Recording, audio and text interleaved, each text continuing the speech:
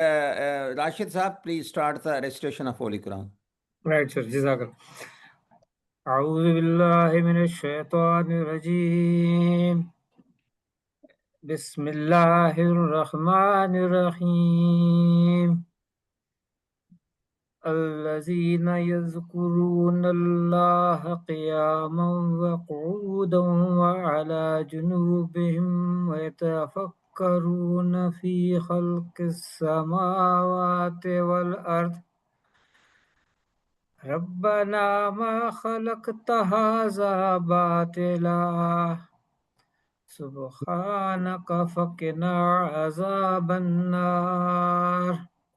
शुरू अल्लाह के नाम से जो इंतहाई मेहरबान रहम करने वाला है। जो उठते बैठते और लेटे हुए हर हाल में अल्लाह को याद करते हैं और आसमानों और जमीन की तखलीक पर गौर करते हैं और उन्हें देखकर बोल उठते हैं कि ऐ हमारे परवरदिगार, आपने ये सब कुछ बेमकसद पैदा नहीं किया है, आप ऐसे फजूल काम से पाक हैं, बस हमें दोज़ख के अजाब से बचा लीजिए। सदाकल्लाहुल अज़ीम। Thank you so much. Because you all people know that during the COVID period, most of the teaching was virtual. And at that time, when we were conducting I remember I was there in University of Lahore. At that time, it was very difficult how to take the assessment on the virtual system. Now, after so many years, 6 years, there are so many tools, especially the development of AI in 2022. There are so many things we can easily do it. So Mariyah, Hidayat, professor of anatomy, and a very well-known and medical educationist in the University of Lahore. Over to you, Dr. Mariyah. Thank you, sir. Thank you so much. I'm going to straight away start with my presentation without wasting further time because I would like to stay confined in the time limit because we have Professor Angelique with us. So मेरी ये भी कोशिश होगी कि मैं English में ही converse करूँ. I would want to converse in English so that she. Because it is more important to talk in the English. Yes, so I will try to stick to English throughout my presentation. So we are all familiar with the topic of today's webinar. It's on online assessment as a continuation of the webinar that we had last week. But I'm going to emphasize more on Bloom's taxonomy. Dr. Mariyah, can you convert it into slide mode? Presentation mode? It isn't getting converted from here. I don't know what is the issue. Okay. Mr. Wadeed. Can anyone else do it for me? Mr. Wadeed. Now it's done. Now it's done. All right. Is that okay? Please. Is that okay? Can you see the slide? All right. So starting with the webinar, let's just go straight into the learning objectives. When we want to design an assessment tool online, so the first question that comes into our mind should be, at what level of Bloom's taxonomy and Miller's pyramid does this tool stand? That is the most important question that we should first ask ourselves and our team, because this is what ensures its validity and reliability. When we have this curriculum, whenever we are designing a curriculum for our institute, the first question that comes into our mind is at what level of please, I will request other people to mute. Yeah, please mute your mics. So the first question that comes into our mind when we are designing a curriculum, an integrated curriculum, we have to justify that at what level of Hardin's integration, what level of his 11 steps does this curriculum stand? And then we justify it. We have all been through this process. Whenever we have a PMDC visit, we have to justify that at what level of integration does this curriculum stand, whatever curriculum that we make. Similarly, whenever we design an assessment tool, we have to justify, to keep it valid and reliable, we have to justify that at what level of Bloom's taxonomy and Miller's pyramid does this assessment tool stand. So we are going to begin with the evolution of online assessment, though we cannot date it back to the exact year of its evolution, but we all know that before COVID-19, many of us used LMS like Moodle in most of the institutes. It was mostly used for sharing presentations and important announcements. And that seemed to be its only purpose. It was only after the COVID-19 struck that this platform, it became a lifeline for both teaching and assessing students. So before that, we weren't aware of any LMS platform, though we did have it in our institution, but it was rarely ever used. Because it was only through this learning management system that large cohorts could be assessed at the same time, be it from any part of the world. And no matter what the number of participants were, exams could happen remotely. Item analysis became possible through learning management systems, and randomization and auto-grading reduced bias. So the shift raised a very important question. The shift of in-person to online teaching and assessment. The important question that was raised was, are we still testing only memory, or are we moving towards higher order thinking and competence? Because that is exactly what everyone was doing. When LMS was introduced, everyone was basically trying to test memory. So to place today's discussion in context, we need to revisit two classic frameworks. The first one is Bloom's taxonomy, which is a hierarchy of cognitive skills. And the second framework is the Miller's pyramid, which describes the competence in clinical practice.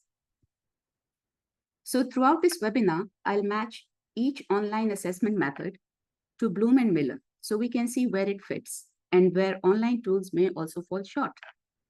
So coming to Bloom's taxonomy, it is not just a hierarchy of thinking. It's a guide that helps us match the kind of thinking with the right kind of assessment tool. So if you would look at this, it's more of a pyramid. We can see that at the base, that is the first level, C1, we are simply testing recall, which can include facts, definitions, lists. And at the second level, we go a step further, testing comprehension. Like, can the student classify, match, or sequence? And this can be tested in person through short essay questions. And online, also, we can use the short essay questions, diagrams, and concept maps. This is basically testing whether the students truly grasp the meaning of what they remember. Now, coming to the third level, which is application, at this stage, we see if students can use knowledge. Online, we use case vignettes or clinical cases, and with automated feedback, of course. And in person, it could be performing a procedure on a model or a simulator, but the focus is on the transfer of theory into practice. Coming to the fourth level, that is a fourth level of cognition, which is analyze. Now we are asking students to break problems apart, compare options, and interpret findings. So online, we can implement it in the form of virtual cases, labs, and images. They work very well online, but in person, we can structure OSPI stations where they explain findings. Coming to the fifth level of cognition of the Bloom's taxonomy, which is evaluate. This is basically judgment making. Online, we can encourage students to write reflections and peer reviews with rubrics because that helps students justify their reasoning. And in person, we use a viva or defense where they must explain why they choose an approach over another, one approach over another, and they have to justify the why of it basically. And on the top comes create. Here we are assessing creativity and innovation. This is higher order thinking, that is creating. So these are the 6 levels of Bloom, and there are many medical educationists today with us on this platform.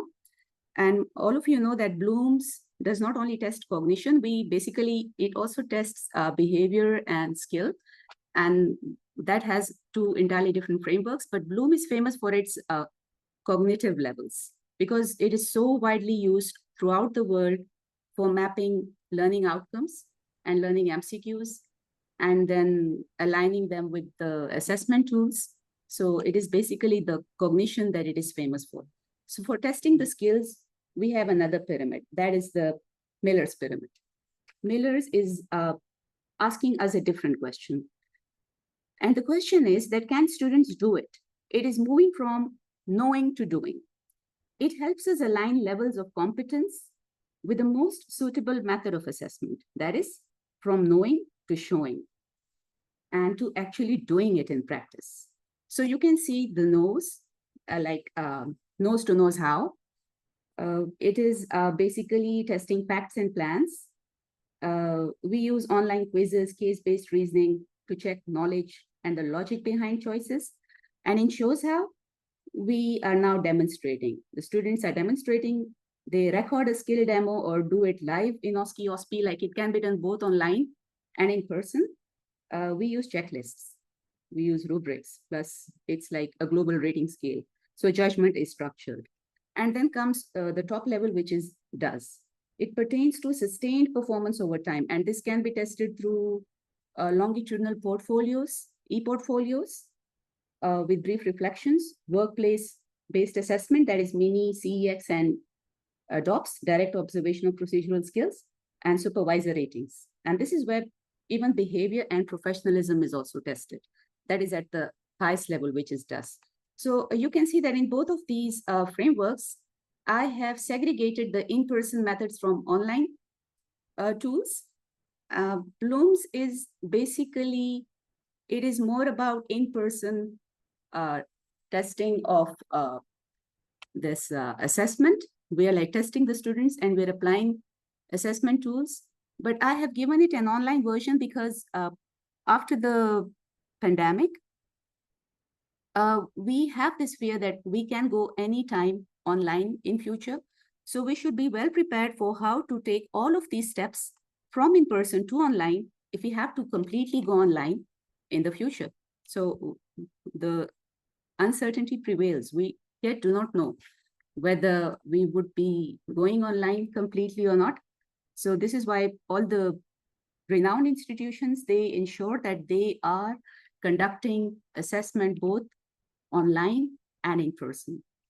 Now coming to the key differences between Bloom's and Miller, I'm not going to go into the details of this, but it is important for the attendees to know the differences between both of these. What you have to remember here is that you do not have to directly jump into the assessment tools, because whenever you have to think of anything that you want to test at what level, you first have to map the outcomes to the right level, and then you go for the assessment tool to keep it valid and reliable. So it is basically the Bloom, which is aligning thinking levels with the right assessment tool, whereas Miller's, which is aligning competence level with the right assessment method. So that is what you have to keep in mind while you are like constantly going back, revisiting Bloom's and Miller's. You have to keep this in mind. Now coming to the post-COVID era, this it was only after COVID that online assessment matured. Like I said it earlier, that we all had LMS in our institutes, most of us had it.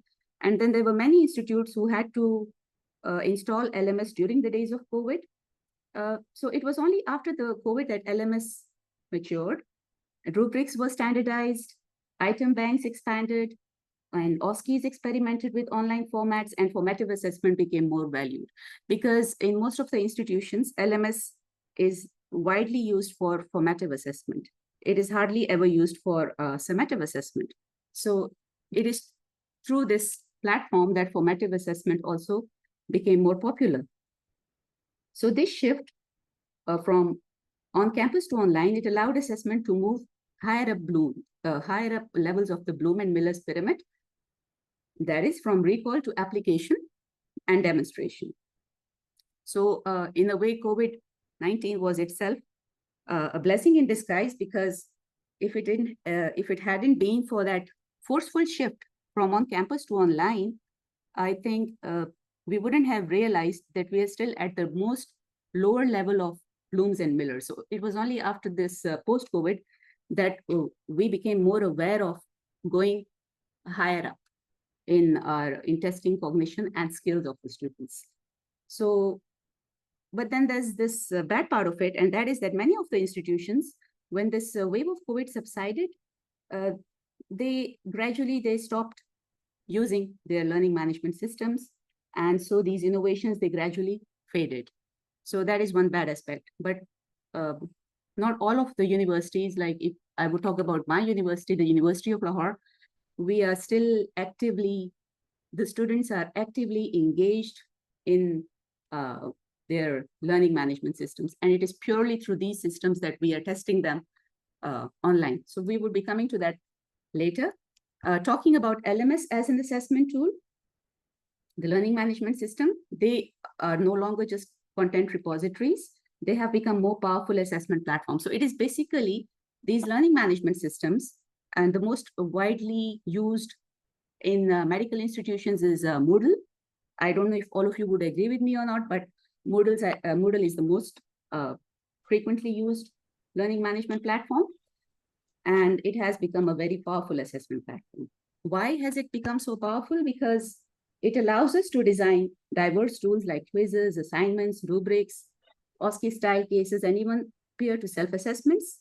Or in key features, they have many key features: randomization, auto-grading, plagiarism checks, analytics, which strengthens both fairness and reliability. And if you would map the educational frameworks, that is the Bloom's and the Miller's, that is knowledge and skills, with the LMS learning management system platform. So it is not covering the higher level of Bloom. It is covering the lower and mid levels. It is still not able to cover the higher level, that is the evaluate and create. So learning management systems are not used for that purpose. They're only covering the Bloom's lower and mid levels. That is remember, apply, analyze. And in Miller's pyramid, they address knows and knows how. And in some cases, yes, shows how to, but they yet haven't reached the highest level of the Miller's pyramid as well, that is the does. Talking about the cost of these platforms, the challenge that we are facing in low and middle income countries is not the cost of these platforms, because these are entirely free. Moodle is entirely free. Like even at the University of Lahore, we are not paying anything for using Moodle. The only thing that we are investing in, and what I believe that everyone should invest in, and the main limitation is the training of the faculty, because it needs a lot of training from the faculty. You have to train your faculty, and they should know how to unlock the free platforms. So you can see that the free platforms, Moodle is a free platform. Google Classroom, we wouldn't prefer for a university or a medical college, because it is not for a larger audience. Moodle is like you can expand the number of students in case of Moodle.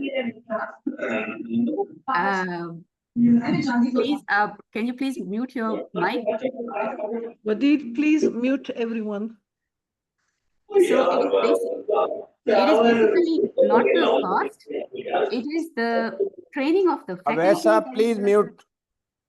Okay. It is the training of the faculty that is the major challenge in low and middle income countries. And yes, then there is another limitation, and that is having trained IT. You have to have trained technicians to have this Moodle as a server for your institution. So there is always at the back end, you have to have IT expert, and then you have to have this trained faculty to unlock these free platforms. You must have heard about this OMR. There was this hype a few years ago on OMR, that is optical mark reader. And we were so frequently using it before the COVID wave struck.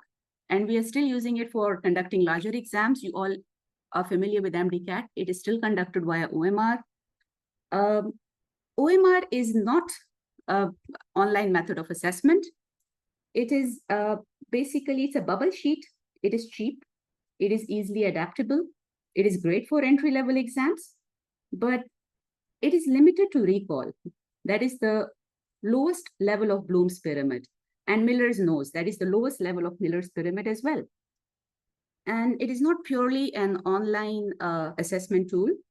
It is done offline on paper, and the students have to shade bubbles. And so it is not very, though it used to be very famous, and now it's only done for entry-level exams. LMS, on the other hand, if you would look at the functions features of the LMS, it supports higher order skills through cases, rubrics, simulations. So OMR, it is fine for large entry tests through, but not for curriculum assessment. And if we keep relying on OMR for everything, the question that should come into our mind is, what kind of graduates are we really inducting, even into our medical colleges? We are only inducting memorizers. We are not inducting thinkers. So I think this should be addressed in future, and exams should not be even at the level of entrance. They should not be conducted on OMR. So, but even with LMS, if we talk of LMS, faculty is still spending enormous time drafting MCQs, writing cases, building rubrics. And we all know that this isn't actually happening since last year, because there is this next wave of innovation that has already come in. And we all know that wave of innovation, that is artificial intelligence. So faculty is no more struggling with drafting MCQs, writing cases, building rubrics, because artificial intelligence is basically assisting us in assessment. And I wouldn't be saying that it is replacing educators, but it definitely is supporting us, because AI can draft the content. Basically, what is happening even in our institution, everywhere around the world, it is basically the AI which is drafting the content. Faculty isn't drafting it anymore. The only thing that the faculty is doing is investing its time in only validating the content that AI is drafting. So that is saving us a lot of time. And what is Moodle doing? Moodle is only delivering it. So if you come to this job description, what AI is doing is, AI is not an examiner. It is a backstage assistant. It is drafting MCQs, cases, rubrics. Faculty is validating it. Moodle remains the delivery platform with analytics ensuring reliability, because we would never want AI-generated exam if the teacher hasn't reviewed it, because it has many, many drawbacks. We all know that AI can never generate an ideal paper. It is always the faculty that gives it sense, validity, validation, and reliability. And coming to this Moodle AI plugin, I am not sure how many of you are familiar with this new version of Moodle, because up till last year, the universities were using, the renowned universities, they were using 4.5 version of Moodle. Dr. Tahira, please mute. They had this plugin of AI. You could, there is this AI connector, which can link it with ChatGPT. And that is how we were like using AI for drafting the content. But now, since this year, I would recommend you watch the short Moodle Academy video, because since this year, they have a new version, which is version 5. And this is also entirely free of cost. All that we have to do is, we have to have a trained expert, an IT personnel, to install this new version of Moodle. Because of the time constraint, we would not be able to watch this plugin, the whole demonstration of how this works. But I would recommend that you watch this video later. And it is important that we know that because it is entirely free of cost, we should seriously think of implementing this new version, because it has integrated AI. We don't have to use it as a plugin. It is already integrated into Moodle. So we are spared this effort of integrating a plugin. It's already built in. AI is already built in into Moodle through this new version. Now, coming to one of the most interesting slides of my presentation today, I want to share the UCMD case study, because we are doing quite well in assessment, and you all are familiar with the Aspire Certificate of Merit that we recently achieved, the Department of Assessment, under the leadership of Professor Mavish Shuruj. And I would just want to share that how it all began, because UCMD began with Moodle in 2016. That is when they adopted Moodle. That was long before the wave of COVID-19. But because of this forceful shift of all the assessment from on campus to online, they did not face any difficulty because they had already trained their faculty for Moodle. They all knew the plugins and the features of Moodle, so there wasn't any chaos created. The faculty was trained, so they smoothly transitioned from on campus to online during this COVID wave. And this is like, I'm sharing this because for you to know that even in a resource limited setting, free of cost, this transformation is possible. Because if UCMD could do it, anyone can do it. So it is like today they're using a blended model. Though there is like they do claim that they're purely online, but then there are certain aspects of their assessment which have not yet been transferred online to align it with the Bloom's taxonomy and Miller's pyramid, because they have accomplished the highest order of cognition and skill, and that couldn't have been possible if they had entirely gone online. So they are currently they're practicing a hybrid model, because high stake written exams, that is all the MCQs there online, and that is their major accomplishment, that all the MCQs have gone online, but they are supervised under facilitators in any exam center. Like the online exams are not conducted from off the campus, they are conducted on the campus, but the students, they log into their Moodle. In front of their screens, they have an e-examination center. For those who are familiar with University of Lahore and visited their e-examination center, you must have seen massive number of computers with all the students. They just log into their Moodle account and they perform their MCQ exam. And that is how they conduct it online while they are at the campus, but in front of their screens. But the OSPI and Vivas, they still remain in person.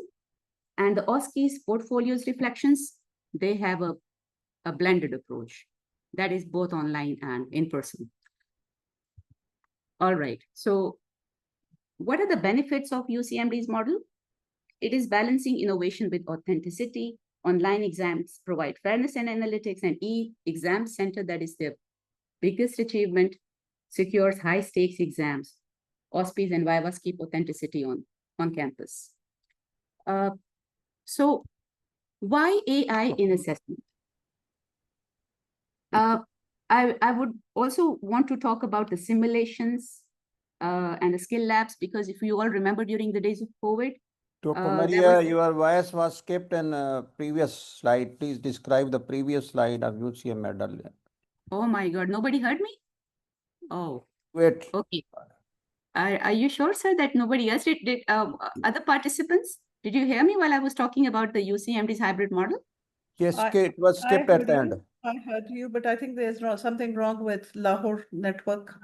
Oh my God. All right. Okay, then I was talking about the success of the UCMD's assessment model, how it is blended and how they obtain global recognition because of that, and which component of their assessment is purely online, which component of their assessment is blended, and that is how they stand out amongst other universities in Pakistan. And I was talking about the benefits of this, because what are the benefits? The benefits are like, because of this e-examination center, nobody can cheat in their MCQs. And I would be describing in later slides how through MCQs, because if you think about, if you would align it with the Bloom's taxonomy, so Bloom's places MCQs at the very first step, that is recall, which MCQs cannot go beyond recall. But in UCMD's hybrid model, they have taken up MCQs all the way. They have raised MCQs from C1 to C4. And how they have done that, I will be discussing it in the upcoming slides. Coming to the, is that okay if I like move to the next slide, or you want further explanation? I would be talking about AI, the importance of AI, though, I think all of us are familiar with the importance of AI. I was talking about the simulations. I would be coming to that in a while, because during the days of COVID, it was not only the LMS that matured, but even the skill lab matured further. And it further modified from the skill to the simulation labs. And simulators were widely bought at a very high cost. And many universities and medical colleges started using simulators, high fidelity simulators, low fidelity, middle fidelity. So they were categorized into these three slabs. And that is how simulation also matured during and after the days of COVID-19. But now that AI has taken over, even simulation has been taken over by AI. So this is another interesting accomplishment of AI. AI is the next frontier. It speeds up item creation, not only speeds up item creation, it is already working as virtual patients. So it is providing virtual patients. Technology has really taken over assessment. But what should we remember as medical educators? We should always be aligning AI with Bloom's and Miller's. And that can only be possible if AI is guided by faculty. So it should be in the hands of the faculty, properly aligned and justified, whatever tool that we are using, whatever the extent of this integration of AI into assessment, there should always be alignment with Bloom's and Miller's. Coming to its opportunities and risks, let us talk about the opportunities first. Yes, we all are familiar with the opportunities.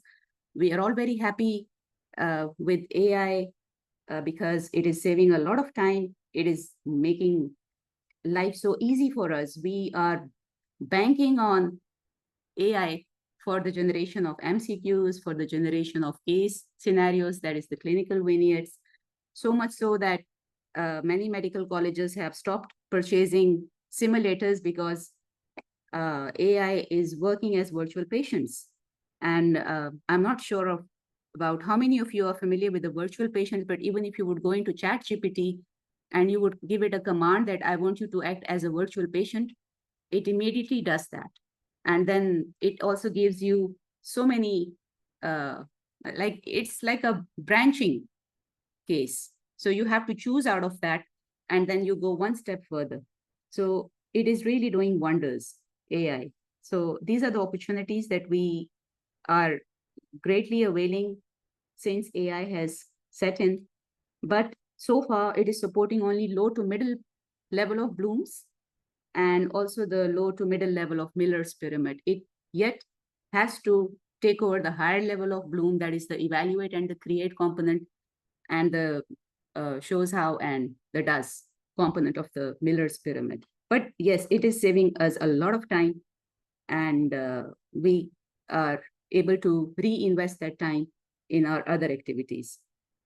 But then we all know that AI also has major risks. We must say major because we are greatly relying over artificial intelligence. So we do not want to even think for ourselves. We make AI think for us. So that is descaling us, not only the students, but also the teachers. We wouldn't just blame the students, but we ourselves, we are being descaled because of AI thinking, doing the critical reasoning and thinking part for us. So the question is, the major risk is, how do we safeguard the human side of assessment while still embracing AI's efficiency? That is the major challenge. So how can we do that? And if you would just look carefully at the end of the slide, the one thing that we can do is we can ask students for reflections, justification, oral defenses for higher order skills so that they do not solely rely on AI for that. They have to justify. But the problem is that even justification, AI hi de raha hai. Justifications bhi wo de raha hai. So if it's purely taken online, we are in hot waters. Now, coming to, like I mentioned earlier, simulated versus virtual patients, it is very important to understand the difference between a simulated patient to that of a virtual patient. And ispe to Aga Khan used to stress a lot when I was doing my master's in medical education. They used to stress a lot on simulated versus virtual patients because they said this is the future. of assessment of skills. And that turned out to be true, but then little did we know that AI is going to take over. So we were focusing more on the simulated and the standardized patients then. How many of you are familiar with simulated patients? Because हमारे campuses में And भी this was I also asking from you, what is the difference between virtual standard? Because most of the people know the simulated, but virtual and standard patient, these are the terminology that should be explained at Yes, this level. virtual, thank you for pointing that out. Virtual is a new term because virtual patients is basically, I'll come to that later, but the first difference that one should know is the difference between simulated and the standardized patients. Standardized patient be simulated hai. Simulated means not a real patient. So simulated or the standardized patients, they are human actors, and traditionally they are in person. They can be assessed on campus, but also online these days. Standardized is a type of a simulated patient. Standardized wo hai if you have trained a person for a specific condition, like say renal stones. So he would be giving the same history, the same clinical manifestations to each and every student. There would be no difference in the facial expressions, the history, the clinical examination, because there are certain standards that he has been trained on. But for a simulated patient, you can even make a sweeper come and sit in front of a student and tell him the student to like, okay, now take history from him and try to counsel him. That is a simulated patient. He's not a real patient. So even standardized is not a real patient, but they are trained standardized against certain condition. So that is the difference between simulated and standardized. And that is what we were really stressed. There was a lot of stress on the difference between simulated and standardized before the onset of AI. But since the advent of AI, we have this new term, which is virtual patients. So these are basically purely AI-driven branching cases, which can be installed in your learning management systems.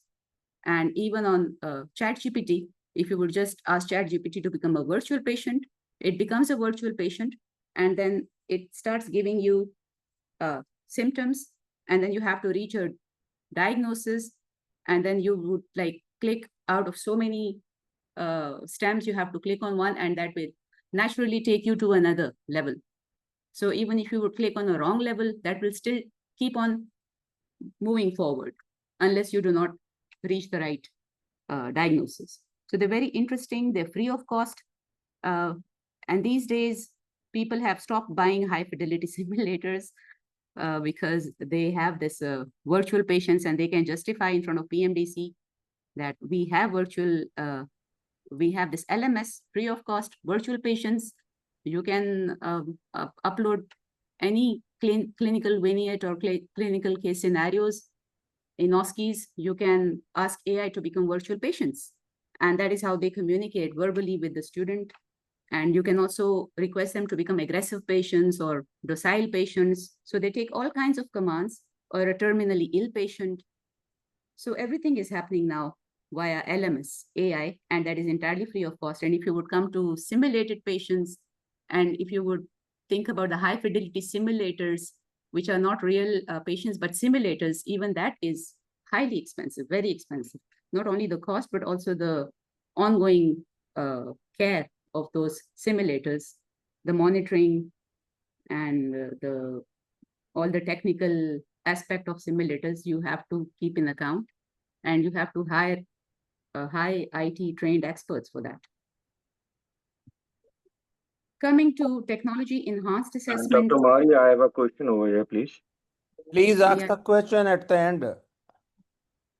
We hardly have a few slides. If you would just note down the questions, so that because we would be ending up in a discussion after this, because I'm sure many of you would be having questions. Yes, Dr. Mariyah, continue. Yeah, let's just finish up with this. Would that be okay? All right. Coming to technology enhanced assessment, let's just leave AI behind. If you would just talk about, and also leave the simulations behind, let's talk about some other technology enhanced assessments beyond AI and simulations. There are other digital tools that are making assessment richer. They're making it more authentic, better aligned with Bloom's and Miller's. And I have placed these 4 major examples in front of you: progress tracking and feedback. Talking about the progress tracking, these are the real-time dashboards in LMS. And many of you must have, if you have done any online courses, you must have seen that they're giving you an account of the number of hours that you were logged in and the number of exams that you cleared while you were on that learning management system when you log in, and the number of times that you filled in your reflections. So there's so much that's happening real time. They're giving you feedback. So progress tracking and feedback is actually done through your learning management systems. So this is technology enhanced assessment. And then we have these case-based scenarios where students are engaging with interactive cases to test reasoning and decision making. Video skis. Some of you might be familiar with video skis. This is really a very famous way of assessing students these days online, because to reach the higher levels of Bloom pyramids, what the students are doing is they are making short recordings of clinical tasks, and then they just log into their Moodle and they upload it there, and then the teachers assess it and against a fixed rubric. And that is how video skis are getting quite famous these days to reach the higher level of Miller online. And then we have portfolios and reflections, digital portfolios, which we are already practicing at UCMD. E-portfolios, you call them. They are capturing self-reflection and professionalism. And many of you might be thinking that this is really a waste of time, e-portfolios, but let me tell you that e-portfolios in Miller's pyramid and also in Bloom's, you can place it at the topmost level for the e-portfolios. Why? Because the students are self-reflecting and they are gradually, their mind is maturing, and they can assess, we can assess higher order thinking like evaluation and creation through these portfolios and reflections. I have just placed this slide for you to recall what we did in the beginning. And if you would just look at all the online and in-person methods of assessment at every step, I think this would start making sense to you. Miller's Pyramid 2, in-person, online, we have to justify them, the online aspect of these pyramids through these methods of assessment. And looking at these practical assessment examples, we have seen broad range of technologies. Now let us look at some specific examples. MCQs and quizzes, they're still the backbone for recall and understanding, but they're aligned with, like I told you previously, with remember in Bloom's and knows in Miller's. So they're at the lowermost level, MCQs. Short essay questions, they move one step higher, testing, reasoning, and application. So that is one step higher in Bloom's and Miller's. And video skills we just discussed, portfolios, reflections. So this is basically a repetition of the previous slide, but there's one thing that I have highlighted on in this slide, and that is the Gibbs reflective cycle.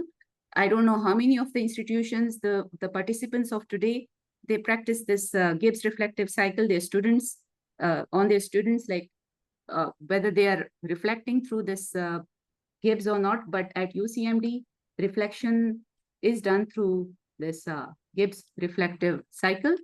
Because agar aap Gibbs ki baat karo, I'm sure many of you are familiar with it. It moves from description, feelings, evaluation, analysis, conclusion to action plan. So if you would encourage your students to reflect through this structured method of reflection, it will drive them from surface description into deeper analysis and action planning. And through the structured model of Gibbs, which is not just storytelling, it is a way to prepare for real clinical practice. And it can, like I just said, it can reach the does level of Miller's pyramid. So it is basically motivating the students to reflect on their shortcomings. And that is how it is preparing them to reach the highest level of Miller's pyramid. So we can see that each method maps onto Bloom's and Miller's differently. But by combining them, we create a full spectrum of assessment that tests not just what students know, but what they can actually do. Coming to the practical examples, this slide shows how different domains of learning, that is knowledge, skills, and attitudes, they can all be assessed online when mapped carefully to Bloom's and Miller's. So knowledge, for example, a case-based assessment on obstructive jaundice, students identify the next best investigation. If you would ask them to identify the next best investigation and briefly justify it, This goes beyond recall into applied reasoning.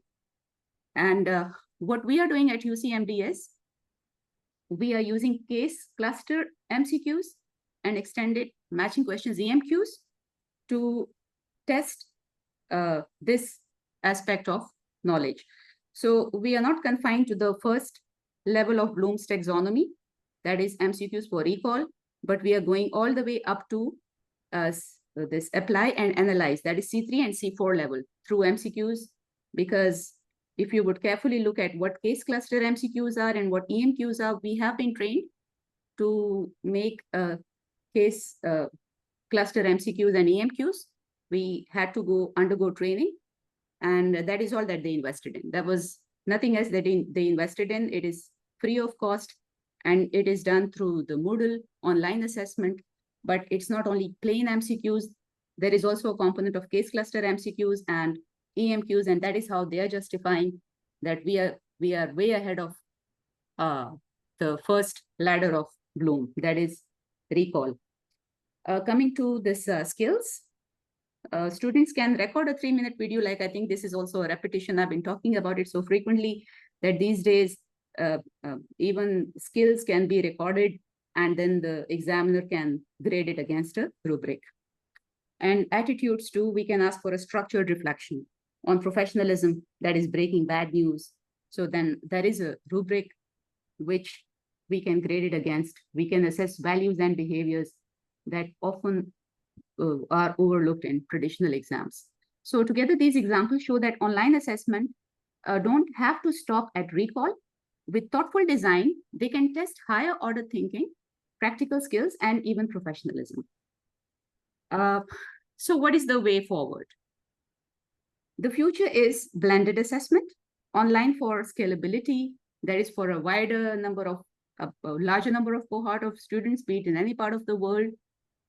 That is scalability, analytics, reasoning, and that is for the online assessment. And for in-person, we have to, for the empathy and the DUS component, we have to assess the student on campus. So assessments must prioritize critical thinking and ethics and not shortcuts. So coming to what rubrics are, because I have been mentioning this word quite often, rubrics. It's a scoring guide, basically. So unless we won't have a rubric, we wouldn't be fair in our online or on-campus assessment. It defines how performance is guided. Coming to rubrics, they are indispensable when it comes to making assessment fair and transparent. So you can also see how a rubric is made. And even for this, it has to be standardized to ensure that no matter who grades it or when it is graded, the same standards are applied. And this is especially important in high stakes exams, portfolios, OSCEs, reflective pieces. So you have to grade them.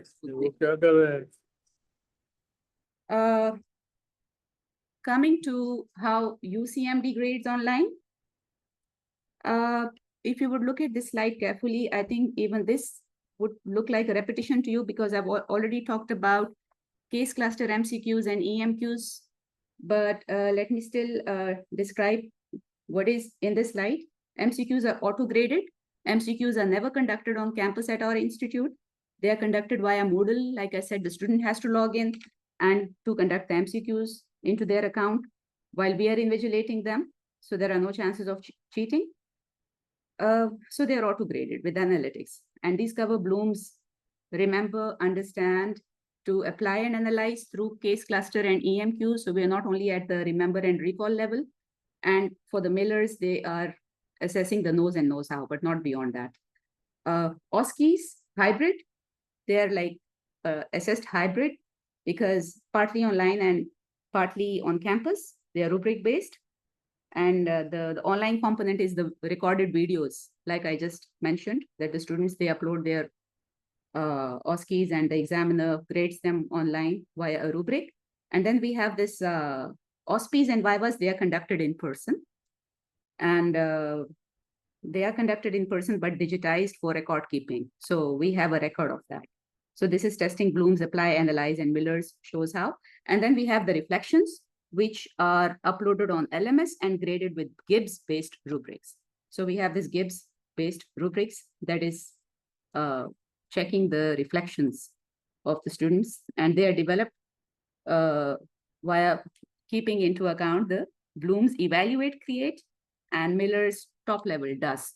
So it is basically through reflections that we are going, and the e-portfolios, that we are reaching the highest level of assessment. This is the last slide, implementation roadmap. I thought I should be sharing some suggestions of how other universities can adopt this online assessment method.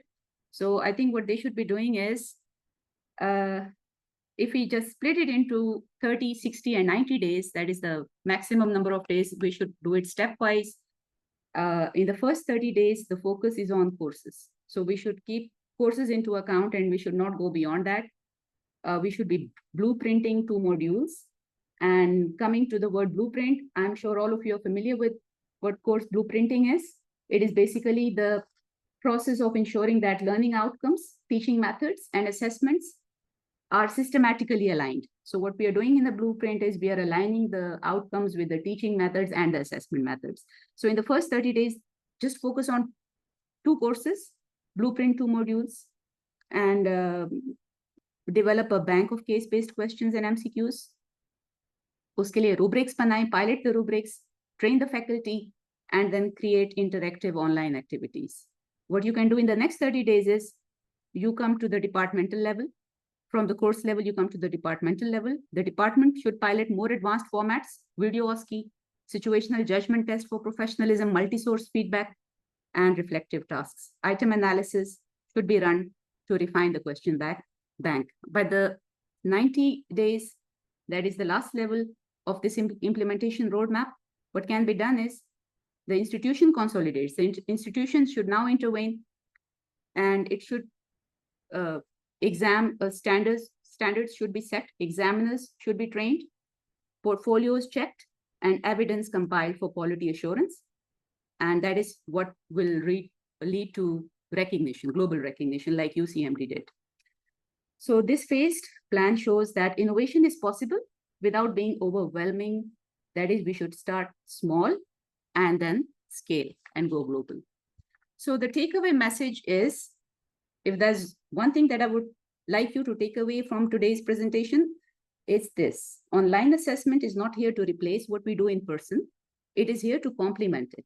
When we align our assessment with Bloom's taxonomy and Miller's pyramid, we ensure students don't just remember facts, but also apply, analyze, and demonstrate skills. Online tools give us fairness, scalability, and analytics, but the highest levels, empathy, professionalism, real patient care, they still demand authentic encounters. And the future is not choosing between online or in person. It is about designing blended systems that make the best of both worlds. And it is our responsibility as medical educators to ensure that every innovation, LMS, AI, virtual patients, reflections, they strengthen critical thinking, integrity, and competence. Because at the end of the day, it is not the tool, but the trust in the doctor-patient relationship that matters the most. Thank you so much for attending the webinar. If there are any questions, I would Thank you so much, Professor Mariyah, and inshallah, I will ask the question one by one. First of all, Can I please, make a couple of comments? please, I will request, please raise the hand and take the permission. This is the forum. How can we, our different rules and regulation. If anybody want to ask the question, please raise the hand, then we will allow.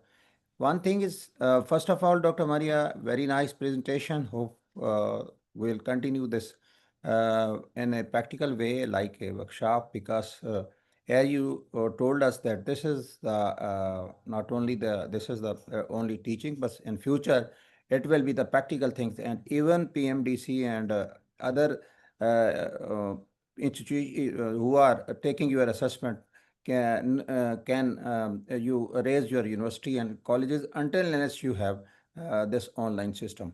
That is One true. thing. And thank you. Second thing, you are not only a anatomy professor of anatomy, you are a very good educationist. And thank you, congratulations. So many compliments from the audience. Another thing is Dr. Angelique is today's our chief of the guest, and at the end she will give her comments. Thank you very much, Dr. Professor Angelique, joining from South Africa. So if the rule of and regulation of this forum is that if anybody want to ask the question, please take the hand. First of all, the question from the Dr. Aslam Saab. Sir, yours. Professor Aslam Saab. Thank you very much, sir. Dr. Mariyah, you're always very much structured and a meaningful talk.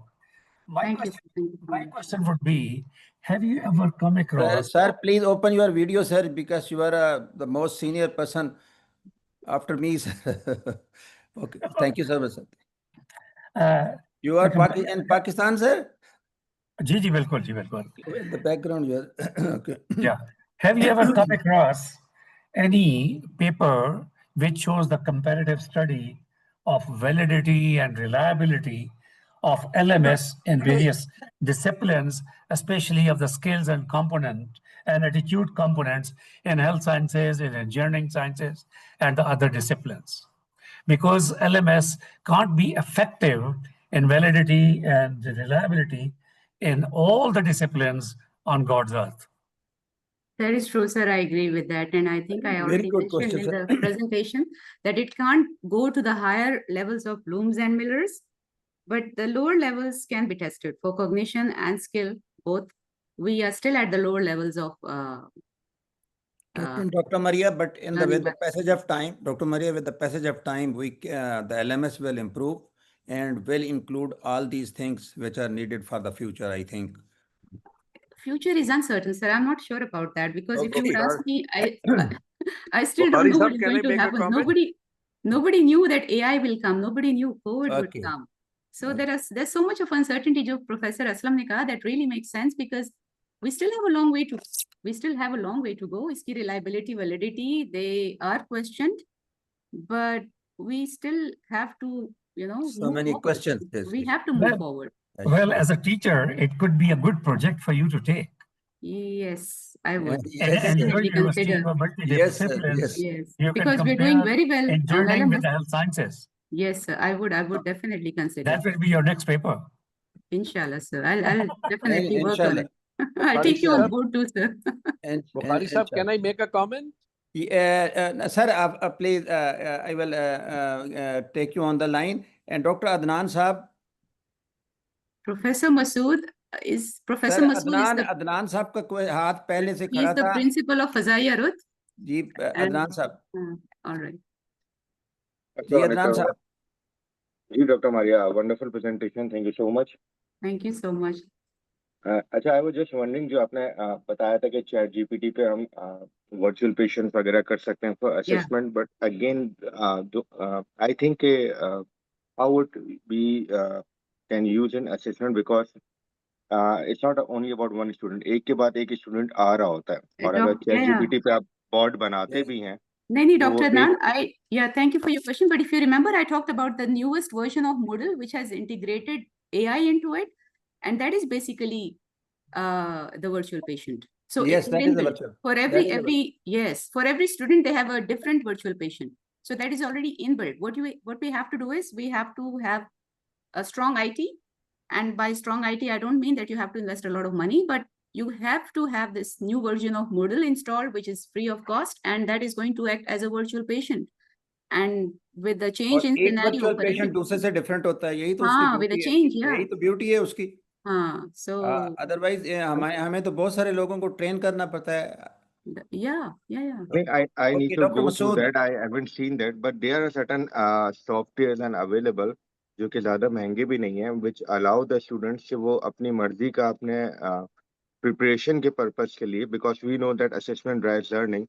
If the student know that such cases are coming, तो वो ऐसे virtual patient अपने घर से बैठ के देख कर preparation भी कर सकते हैं. तो I think there's a high time कि वो faculty हमारी trained हो ताकि वो students से इन resources को share कर सकें. अच्छा, Dr. Adnan, I fully agree with you, but limitations हैं. देखिए, अगर आप UCMD में भी देखें ना, being a faculty, I mean, because you only have I'm not the administrator of LMS. So what the institution should be doing is they should be giving us those, we should not have limited access to LMS. हमारी अपनी हमारी अपना जो हमारा access है ना, that is limited on LMS. That is So we are limited not also. we are not the administrators, so we are not in the position of, doing all the types of assessment. It's basically the Department of Medical Education that is running this aspect. So मेरे ख्याल से faculty को train करें, faculty को थोड़ा सा इसमें वो दे, rights ज़्यादा दे. We should be trained, we should be running it for our own department, and that is how we are going to give back to our students. So अभी तक colleges ने ना ये नहीं adapt किया कि faculty को इतने rights नहीं दिए. नहीं being ये तो हमें इस चीज को आगे लीड करना चाहिए, like being Yes, medical we should create educationists this and all that. awareness. Yes. So Dr. we are Adnan, that is the, responsible to because develop. Dr. Adnan, this is the way that we are going forward because we are teaching, giving this education on the webinar. And I hope one day all the education institutions will adopt this. We are Zamir giving Saab, awareness. Yes. Zamir They Saab, should raise their... ji Zamir Mushtaq.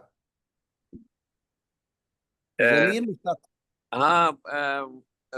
This is Professor Majid here, Shaji. Okay. Because your name is Zamir Mushtaq. Right. That's my IT name. Okay. Very nice presentation. Congratulations to the lady. Thank you, sir. Thank you so much. I think, I tried starting DMEs in the country 30 years ago. Thank you so much, sir. And I tell you, apology कि मैं आपको mute कर देता था. मैं आपका नाम ज़मीर. No problem. Thank you so much, sir. No problem. And I apologize. And I tell you, we have to keep in mind the modern gadgetries. But would you believe that I tell you, after all these 30 years, there are hardly any medical education departments in the medical institutions, in spite of the fact I had it made compulsory in PMDC, because Department of Medical Education is the one who can implement all these things. That is true. Would you believe that 99% of your teachers won't know what reflection? Yes, you are right. And what is portfolio? And in this day and age, 100% results. By the way, I had been in touch with the best lab in the world in University of Maastricht, and a simulation lab. And I tell you, even there, they find it very difficult without patients. Now, I tell you, the clinical acumen of our students, I think it's a demise of clinical acumen. I will just, for the listeners, quote two examples.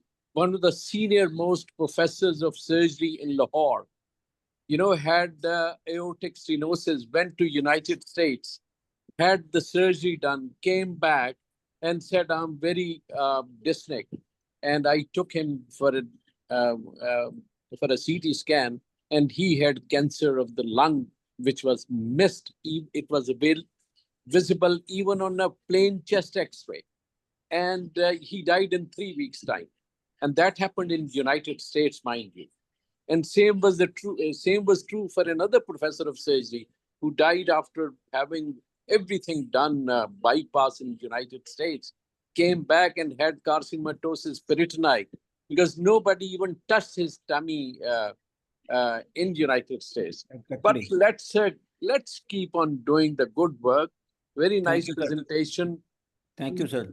This very eloquent lady, they are doing it today. I started doing this 30 years ago, and I tell you, miserably failed. But one thing is for certain, that Aslam Saab would bear me out, that we started medical education in 7 universities of this country. And I hope and pray that it will be fruitful at the end of the day. So you are a role model, sir. Thank you, sir. You all are role model for us. A lot of inspiration from you. Thank you so much. Thank Sir, Professor Masood bhi hai. He's Dr. Masood, question करें ना, फिर आप गायब हो जाते हैं, Dr. Masood. Yeah, Professor Masood. If it's the same Professor Masood who's the principal of Azayarut.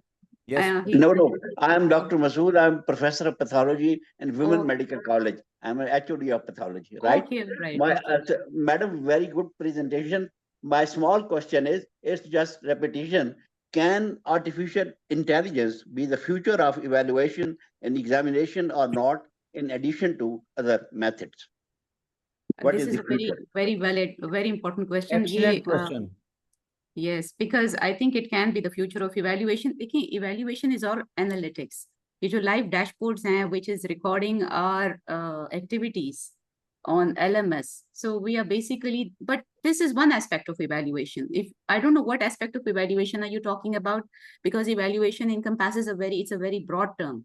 Evaluation of the curriculum, evaluation of the assessment itself, so evaluation of the teaching and learning. But yes, AI has integrated into every aspect of medical education, into every domain. So yes, I think AI can be the future of evaluation, and I'm anticipating it wouldn't be long that AI would be taking over evaluation. Dr. And Masood, I hope this it is happens also because requirement. This is also and I requirement. hope it Yes, happens आपका soon because PMDC. Yes. human bias उसमें नहीं रहता फिर. Yes. So that is non-biased evaluation. Dr.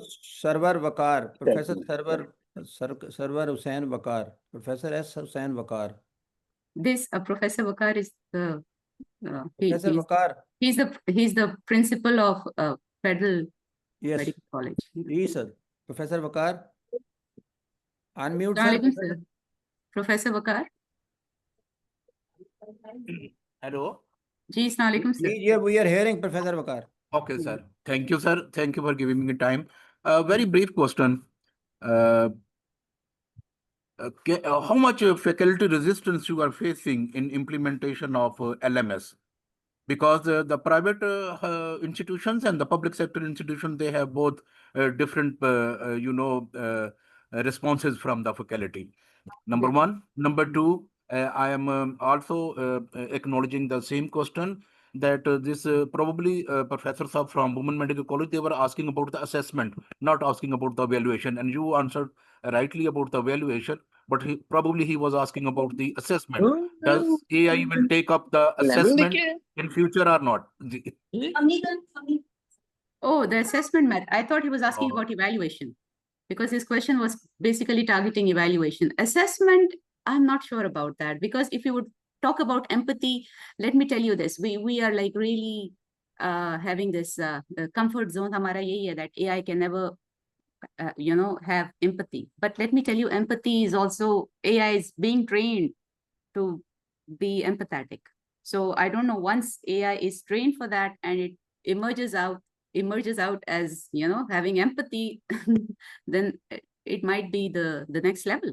I'm not sure. There is a lot of uncertainty. I'm sorry, I wouldn't be able to answer that. If there's someone else who can answer that, can AI take over assessment completely up to the highest level of Bloom's and Miller's? At this point in time, what I can see is that no, I don't think that we would ever want to train doctors completely through AI tools without having patient student interaction. But in future, I'm not sure. AI can do anything. We never anticipated AI to come as an assistant to And humans. what about the faculty resistance? Faculty resistance, Dr. And what about Wakar, the faculty resistance is not only the problem of Pakistan, it's the whole Also, lower it and is all over the world. Most middle income schools see- countries, all of them. And I think this is the basic limitation of LMS tool. As Professor implementation. Majid Chaudhary told that this is not in here, also in United States of Yes, America, there are so many issues. Faculty not only- resistance is, yes, बिल्कुल, Yes, tell Professor Mulazim, I agree with you. Faculty resistance कभी नहीं हटेगी. मैं You आपको have to example दूं? incentivize the faculty. Can I make another comment? Shahid? Yes, sir. Ji, Professor Majid, ji. I remember when we started doing workshops on medical education in King Edward Medical College, there was such a huge resistance in Sir, those days. I remember there was a strike in the Narkali. All the professors were out of the. I still remember, sir. I was there. And they told me, I was a professor of surgery as well at that time in King Edward, and they said, "Lo, कि जी अब हम अपने शागिर्दों से सीखेंगे." I think there is exactly. there is no end to learning. I can give you a classical example I always quote. Professor Amiruddin, you might have heard the name. Yes, yes. And I was operating as an assistant professor in the in the theater, and he wanted to see me. And he had a thyroid swelling. I said, okay, I'll come over. But 2 minutes later, he walked into the theater, and I was doing an upper GI endoscopy way back in 1980. And and he said, what are you doing? I showed him the fiber optic endoscope and all, and he patted me on the back. He said, look, boy, you always live to learn. So we are here to learn. I think we have to keep pace with the rest of the world, whatever, but under our own circumstances.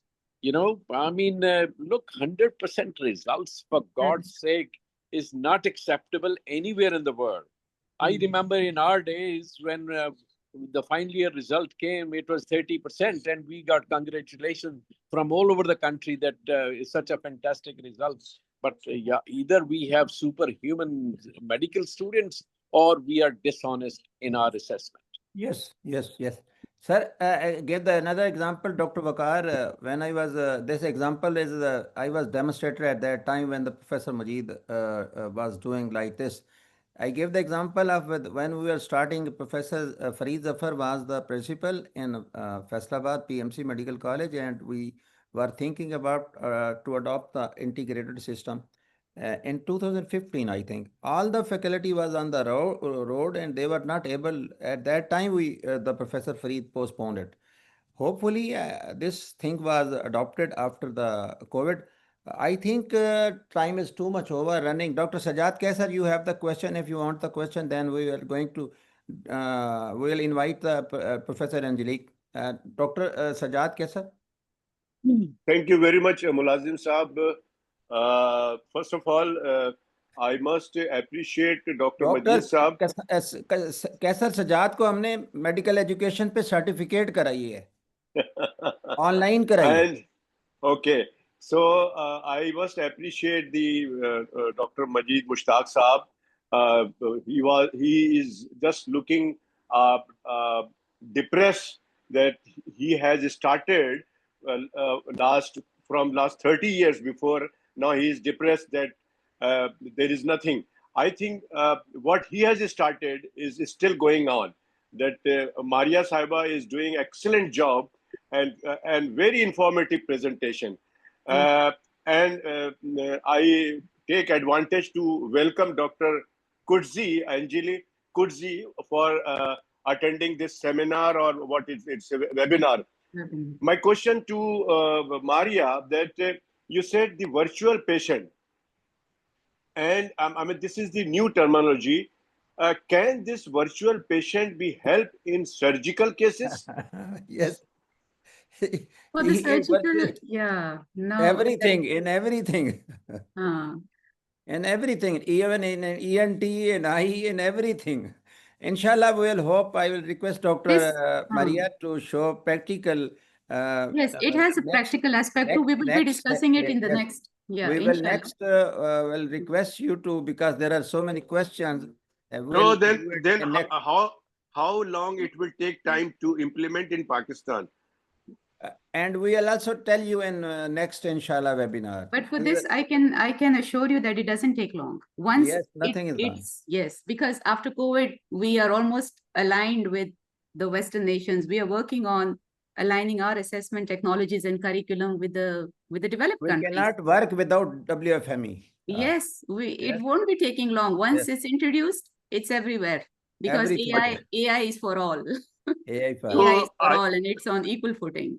So फिर ये I think the ये जो हमारी faculty है, जितनी भी, चाहे वो private or public है, they don't need faculty. I think तो सारा कुछ AI करता रहेगा, student versus AI, वो सारा चल जाएगा. नहीं, ऐसा नहीं है. Faculty की अपनी importance है. Faculty supervision important है. Like AI can commit blunders. We have to give it a prompt. देखें, अगर हम prompt नहीं देंगे ना AI को, AI कुछ नहीं कर सकता. उसके लिए एक काफी है, एक आदमी prompt कर देगा. वो prompt कैसे बनाते हैं ना? That is basically the technical aspect. Prompt क्या देना है? Hari sahab, can I make a last comment? जी sir, Majid Chaudhary sahab. I tell you, I was going through the book of history, and the first mastectomy was done 305 years ago.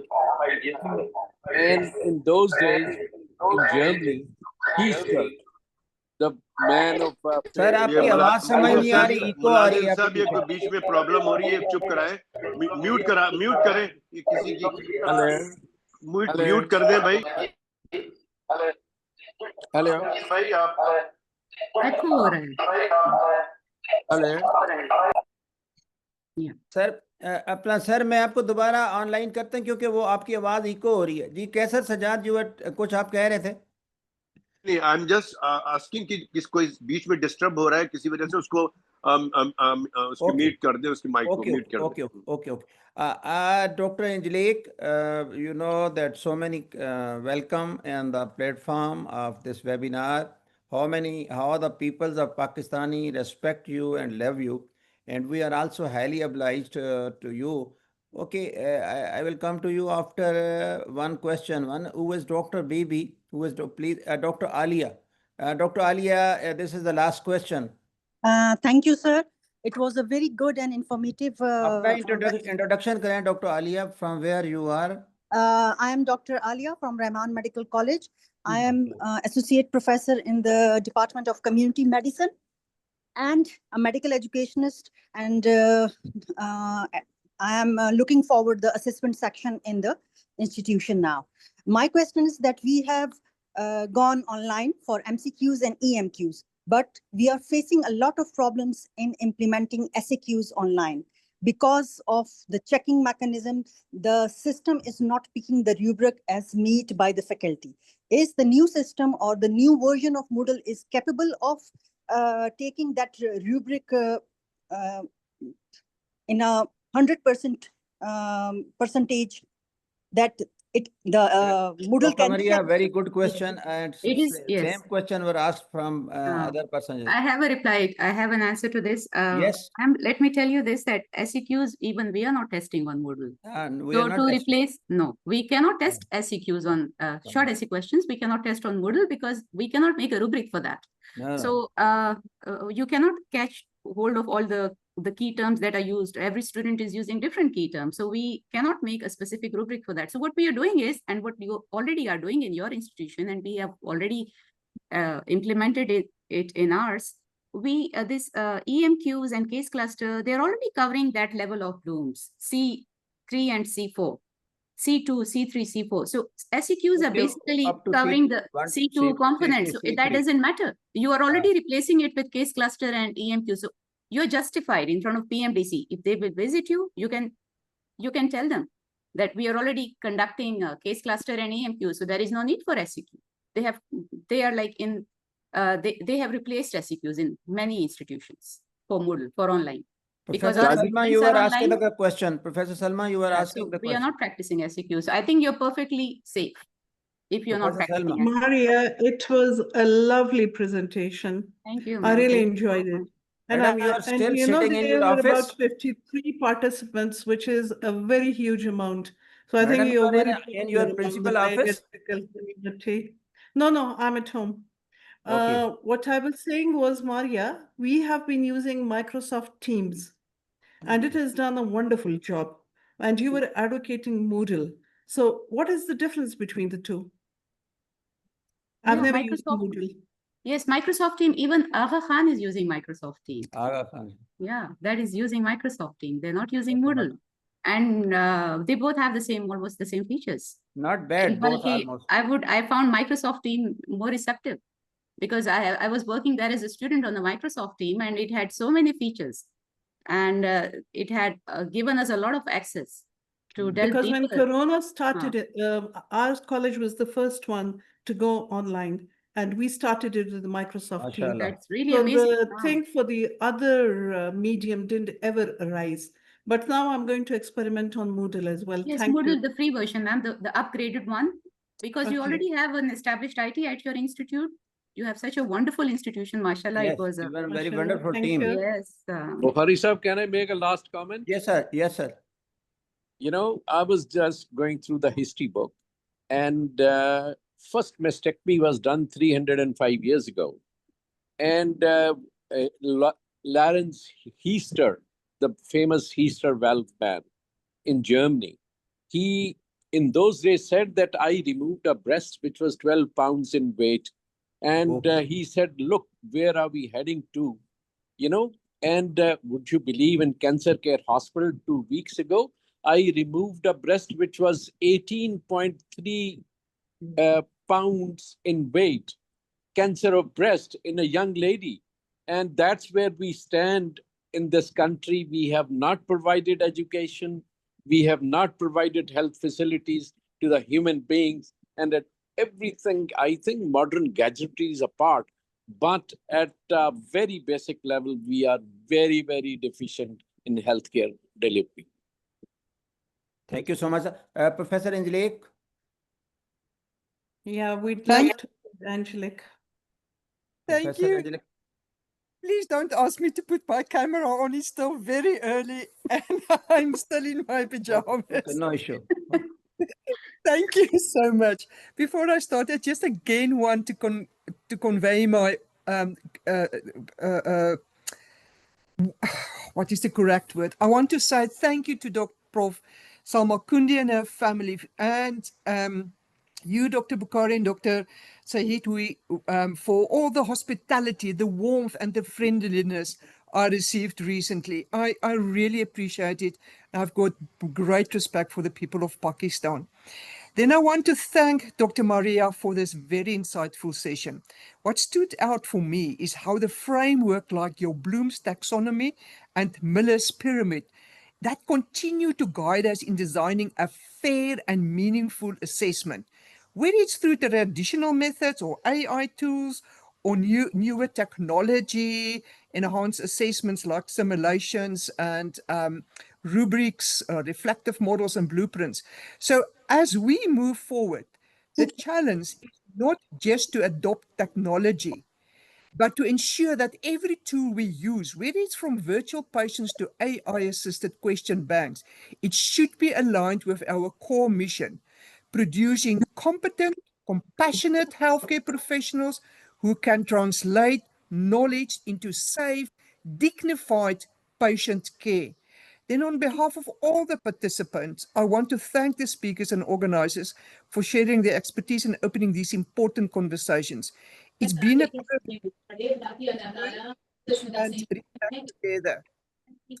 Finally, as Dr. Maya said, it's only a tool.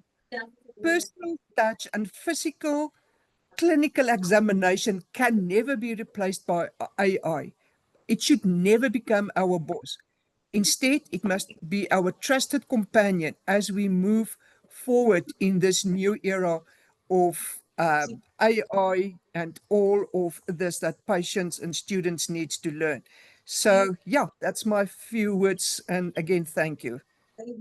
Thank you so much, Professor Angelique. Now to Dr. Professor Salma Kundi to conclude today's session, because I think this was the most busiest and most interesting. And same, there are so many requests from audience that Professor Bukhari next time request Dr. Mariyah for online presentation to like a workshop to open these Moodles and these Microsofts and other things. How can they, because so many principals, I think 6 to 8 principals and 6 to 8 administrators were there, including us, our old teachers. Hopefully, inshallah, on the platform of PMA and Professor Salma, inshallah, we'll continue this. Over to you. Thank you so much, Professor Bukhari Saab. Yeah, Thank you, यहाँ पढ़ा dear था Mariyah Hidayat. That हाँ was a हाँ lovely ये presentation. इधर We इधर all पढ़ा है thoroughly enjoyed टेबल it. पे और अभी तक इतने ज़्यादा लोग सुन रहे हैं, हालांकि है presentation खत्म है.